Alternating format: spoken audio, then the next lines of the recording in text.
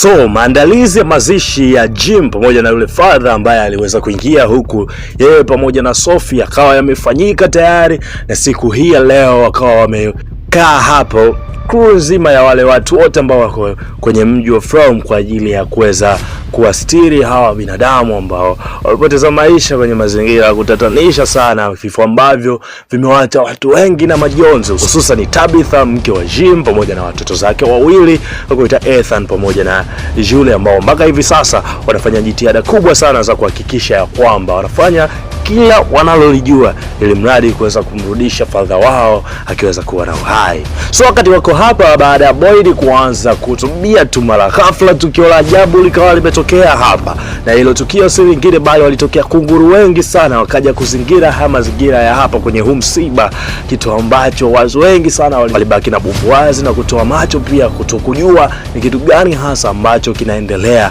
Kwa nini hawa kunguru wamekuja muda huu na ni kwa nini wako hapa hivi sasa? Hakuna mtu ambaye alikuwa anajua, licha kwamba hawa kunguru sio mara ya kwanza kuwaona, bali kila mtu ambaye huwa anaingia katika huu mji wa Fromville basi huwa anakutana na hawa kunguru baada ya kukutana na ule mti kwa mara ya kwanza, na hatimaye wote wanaelekezewa direction yao kuja kuingia katika huu mji wa Fromville. Basi ndio hivyo, mazishi yakafanyika na kila kitu kikawa kimeendelea, lakini inavyoonekana ni kwamba Sophie anajitahidi kutafuta kila njia ya kuweza kuwavuruga hawa watu wa Fromville, na siku hii ya leo akawa amedecide ya kwamba yeye atakwenda kukaa na Sara ambaye watu wengi sana walikuwa wamemtenga katika huu mji na hawataki kabisa sogea maeneo ya karibu na wao kwa sababu ya vitu ambavyo alikuwa amevifanya Sara huko nyuma. Lakini Sophie pia inaonekana anawalaumu sana kina Julie baada ya kuingia wao tu katika huu mji wa Fromville. Inaonekana ndo matatizo mengi sana yameanza kutokea, kwa sababu hawa watu baada ya kuingia wao wakawa wanajaribu kuchimba vitu vya ndani hasa ambavyo vinaendelea katika huu mji wa Fromville, kitu ambacho kinasababisha matatizo makubwa sana katika huu mji. That's why wakaandika ile kauli ya kusema ya kwamba knowledge comes at the cost. Maana yake ujuzi siku zote lazima ulipie ndo unakuja. Ujuzi hauji hivi hivi tu, lazima kuna gharama uitoe. Kwa hiyo the way wanavyoendelea ku deep down na kuchimba ndani zaidi, ndivyo hivyo madhara makubwa zaidi yanavyozidi kutokea, kitu ambacho hawajajua solution yake mpaka hii leo ni kitu gani hasa ambacho kinasababisha hayo madhara, na ni kitu gani hasa ambacho wanahitajika kufanya kwa ajili ya kujinusuru wao kutokana na haya majanga ambayo yanaendelea ndani ya mji wa Fromville. Kwa upande wa Ethan, naye pia alikuwa anajaribu kuendelea kutafuta ile Lake of Tears ambayo ameambiwa na baba yake aweze kuitafuta, kitu ambacho kinaweza kikawapelekea wao kutoka katika mji wa Fromville, kitu ambacho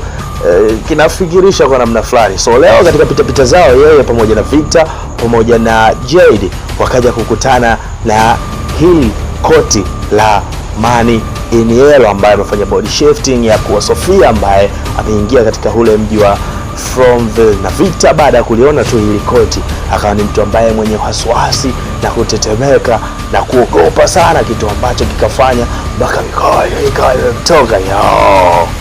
Huu mzigo bana unaitwa From, na hii ni episode ya 3 ya season ya 4 ambayo tunazidi kuichakata mdogo mpaka kufikia hapa.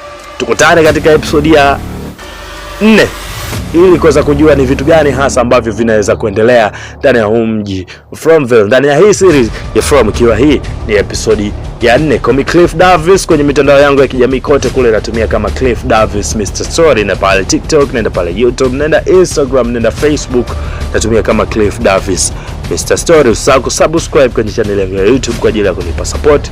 Pia usisahau kunifollow kwenye mitandao yangu mingine ya kijamii, hususan Instagram, Facebook pamoja na TikTok kwa ajili ya kunipa support.